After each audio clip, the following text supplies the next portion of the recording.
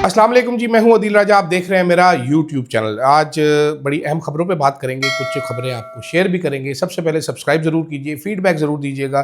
Content पे बात नहीं कर सकते तो मेरे हुस्न की तारीफ़ आपको करनी पड़ेगी, शराइत है मेरी, आपको पता ही है। जिन लोगों के सामने मेंबरशिप का या थैंक्स का ऑप्शन आ रहा है, ख़ास तौर पे ओवरसीज़ पाकिस्तानी, वो ज़रूर इस्तेमाल कीजिए और मेरे इंडिपेंडेंट जर्नलिज्म को सपोर्ट कीजिएगा।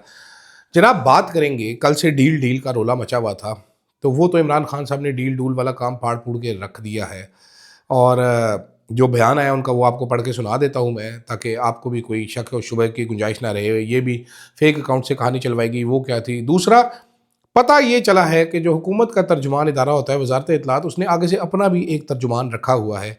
वो साहब कल बड़े गुस्सेनाक हो गए यल्दा हकीम के इंटरव्यू में, मुंह से झाग नहीं उड़ाया, बाकी कोई रह नहीं गई, क्या क्या बोंगियाँ मारी, उस पर बात करते हैं। फिर सरकारी हाजन नवाज शरीफ साहब की गेम चुकने आई है, वो कैसे, उस पर भी बात करते हैं। और आखिर में नोटिफिकेशन का फड्डे पे ज़रा थोड़ी सी आपको एक बारीक सी इन्फॉर्मेशन दूंगा। समझ गए तो ठीक है, नहीं समझे तो थोड़े दिन में समझ जाएंगे आप।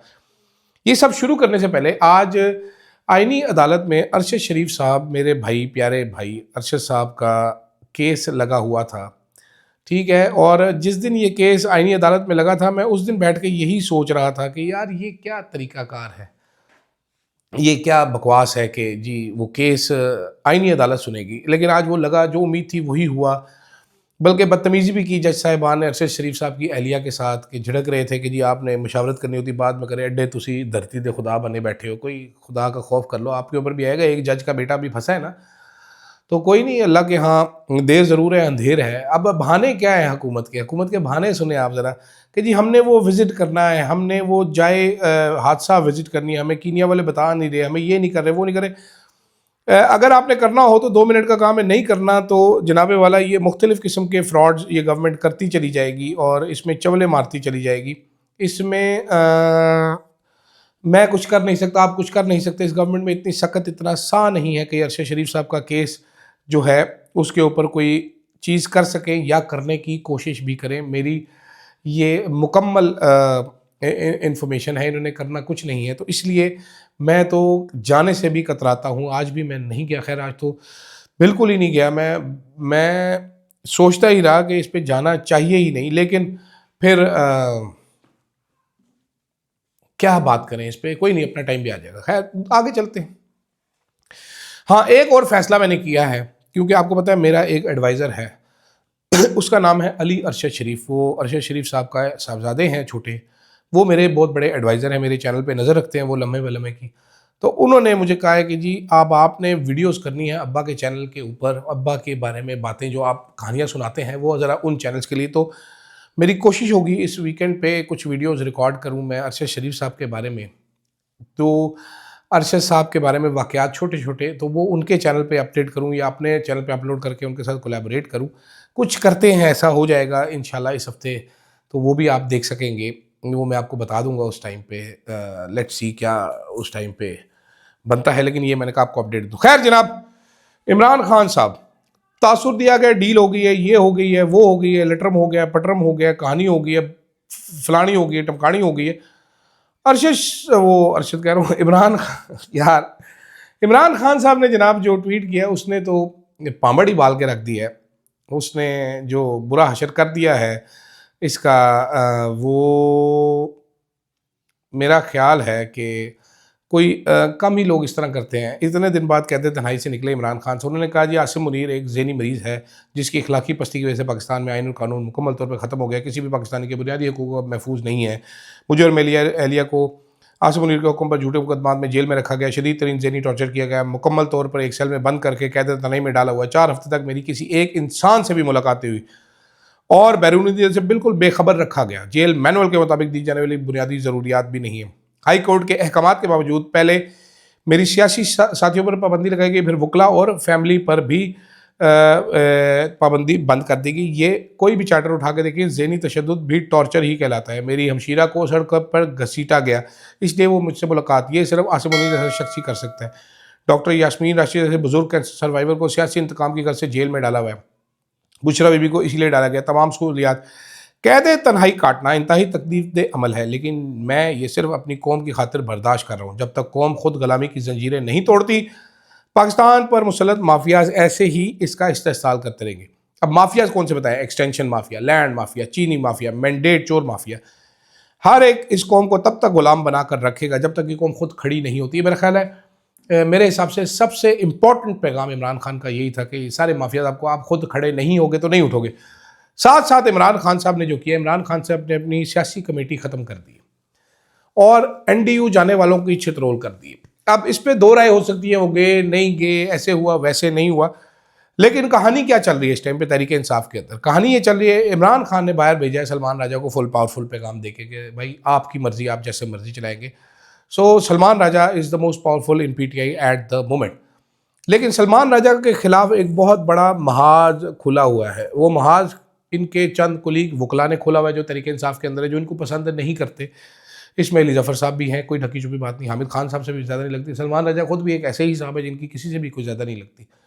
शेख वकास से भी नहीं लगती थी, क्योंकि वो बात इनको समझा जाता है कि बहनों के करीब है। और कल भी ये कहा जा रहा है कि सलमान राजा ने बहनों को सिखा कर भेजा है। एनडीओ वाली बात तो मशाल यूसुफजई वगैरह की चित्रोल होगी। अब ये सारे कॉपी पेस्ट करके एक जैसे मैसेज डाल रहे हैं कि हम इमरान खान के सिपाही हैं, नन्हे मुन्ने राही हैं, हमें तो पार्टी ने भेजा था, हमने कुछ भी नहीं किया, हमने तो ये किया वो किया। पहले जाना ही नहीं सी। मशाल यूसुफजई तो इतनी चला के वो कह रही मैं तो खान के लिए लड़ती रहूँगी, हमेशा लड़ूंगी खान के लिए, मैं तो गई ही नहीं थी। तो तेरा नाम सी बीबी तो क्यों नहीं गई तू? पहले तो फोटो तेरी किस तरह आ गई? मैं ब्रीफिंग में नहीं गई। अच्छा जी, बाबर इफ्तिखार जैसे शख्स के से मुलाकात सनाउल्लाह मस्ती खेल के आई, वो सफाइयाँ दे रही हैं। वो बाबर इफ्तिखार साहब हैं जो अरशद शरीफ का जनाजा जब उठ रहा था तो ये एक बेकार किस्म की प्रेस कॉन्फ्रेंस करने आए थे, आपको याद होगा। तो आज सनाउल्लाह इससे मिलने पे सनाउल्लाह मस्ती खेल को इतनी सफाइयाँ देनी पड़ी, ये भी कुदरत की तरफ से इशारा ही है, आप समझ लीजिए इसको। तो ये नाजरीन मामला चल रहे हैं। अब सलमान राजा की जो लड़ाई और मशाल यूसुफजई की लड़ाई है, नो बडीज़ की लड़ाई है। इसमें जो समबड़ी है इमरान खान, वो जलील हो रहा है बेचारा, जेल में पड़ा हुआ है। तो लेट्स सी पार्टी मुतहद कैसे होती है। दूसरी जानब अलीमा खान साहिबा ने कल यल्दा हकीम को स्काई न्यूज़ पर इंटरव्यू दिया इमरान खान की सॉलिटरी कन्फाइनमेंट के हवाले से। तो उसके जवाब में हुकूमत की तरफ से स्काई न्यूज़ पे एक साहब आए, अहमद हसन अल अरबी उनका नाम है। मैं इनको नहीं जानता। ये जब जंग पाकिस्तान इंडिया की शुरू हुई तो ये एक बहुत बड़े दानश्वर के तौर पर उभर के सामने आए। फिर पता चला इन्होंने 2-3 किताबें भी छिक मारी हैं, इनको तमगे शगमे में मिल रहे हैं। तमगे तो खैर हमारे बांट दिए जाते तो वो मिल रहे होते हैं। अभी पता ये चला है कि ये वजारत इत्तलात के तर्जुमान भी हैं। तो मैं चाहूँगा कि अता तारड़ साहब शेयर करें कि कब इनको तर्जुमान बनाया गया, कोई नोटिफिकेशन वगैरह है कि एम ही बस कह के इसको भेज दिया। और ऊपर से वो साहब जितने गुस्से में थे, जैसे इमरान खान उनकी जायदाद का हिस्सा खा गया है या कोई बड़ा नुकसान पहुंचाया, बोंगियाँ मारी जा रहे थे, चीखें मार रहे थे, ऐसे हो गया वैसे हो गया ये हो गया, जो बातें कर रहे थे। यल्दा हकीम खुद भी बेचारी परेशान थी कि ये पागल है भैया, इनू की हो गया। एड्डा गुस्से में सी वो मुंडा, एड्डा गुस्से में सी, जिस तरह मेरी हालत हो जाती जब मैं पूरा दिन खाना ना खाऊँ तो शाम को मुझे हर चीज़ पे गुस्से आने शुरू हो जाते, मैं गुस्से नाक हो जाता। तो इतना ही गुस्से नाक थे वो साहब, कोई लॉजिक नहीं थी बातों में। मजाक बना रहे हैं आप पाकिस्तान का कि पाकिस्तान की गवर्नमेंट के इस तरह के छोकरे भेज रही है। पहले आपने ख्वाजा आसिफ को मेहदी हसन से इंटरव्यू करने के लिए भेज दिया, वो बेइज्जत हुए। उसके बाद बीबीसी का इंटरव्यू ख्वाजा आसिफ ने इनकार किया कि नहीं तुम मेहदी हसन वाले सवाल पूछोगे मेरे से। तो ये हालात हुए हुए इन लोगों के। ऐसे में क्या इन्होंने पाकिस्तान चलाना है और क्या आगे लेके जाना है? इस टाइम पे पूरा सिस्टम क्रैश हुआ है। मेरा ख्याल है, मेरा मशवरा इस हुकूमत को है कि आप मत करें मज़ीद ऐसा। आप, मेरा ख्याल है, फ्रेश इलेक्शन कॉल करें, इमरान खान को जेल से निकालें। जेल से निकालने से याद आया कि सरकारी हाजन साहिबा ने कल शुरली छोड़ी है कि नवाज शरीफ साहब चाहते हैं कि इमरान खान को जेल से निकाला जाए। अब ये लोग ना पीआर करने से बाज नहीं आते, ये लोग गेमें चुकने से बाज नहीं आते। आपको याद होगा जब नवाज शरीफ साहब वापस आ रहे तो आंखों में आंसू भरे आसमा शिराजी साहब बता रही होती थी, ओहो हम नहीं चला सके मियाँ साहब ये, और साथ बैठ के उनके आ रही थी ये साहिबा। ये अब नवाज शरीफ को बड़ा लीडर साबित करने के लिए 1-2 दिन से नवाज शरीफ को इनकलाबी साबित किया जा रहा है ना चंद लोगों की तरफ से, ये भी उसमें शामिल है। भाई अगर नवाज शरीफ चाहते हैं कि इमरान खान को जेल से निकाला जाए तो पहले अपने भाई को फ़ोन करें कि यार शहबाज जिन्हें भी केसेस है ना तेरे सरकारी प्रोसिक्यूटर ऑर्डर कर रहे हैं विड्रॉ कर केसेस लिख के दें। पंजाब पुलिस के झूठे गवाह लिखो कि जी असी झूठे गवाह पेश किए, विड्रॉ करो। पंजाब में जितने केसेस हैं मरियम बेटा ये सारे विड्रॉ करो, जो प्राइवेट प्रोसिक्यूटर्स को लाखों रुपया दे रही हो ना सारों को विड्रॉ करो।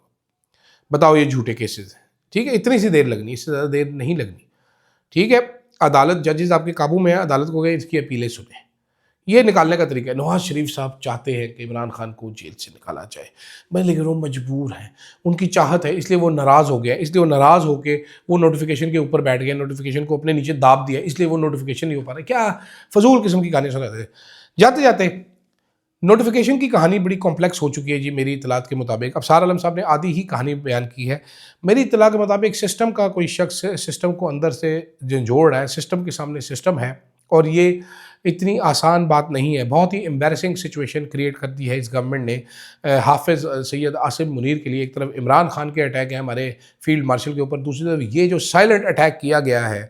अब दावे तो कर रहे हैं सारे वज़रा के जी नहीं अगले हफ्ते हो जाएगा, कल हो जाएगा, परसों हो जाएगा, बट मेरी इत्तलात के मुताबिक ये सिचुएशन इतनी भी आसान नहीं है।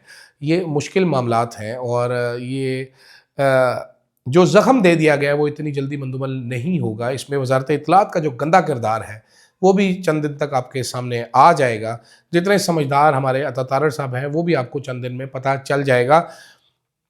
Flood gates are about to open. मुझे किसी ने, मैं आपको याद होगा 1 महीने पहले नवंबर में मैंने वीलॉग किया था कि नवंबर में कड़मस मचने वाला है। तो आखिरी दिनों में फिर मैंने फ़ोन किया कि सर वो कड़मस, तो कहता है कड़मस मच चुका है, थोड़े दिन में उबल के बाहर आने वाला है। तो आज 2 दिसंबर है, 3 है, 2 है, 1 सेकंड, हमारे हालात बड़े बुरे हैं, 3 दिसंबर है, कड़मस उबल के बाहर आ चुका है, सामने पड़ा हुआ है।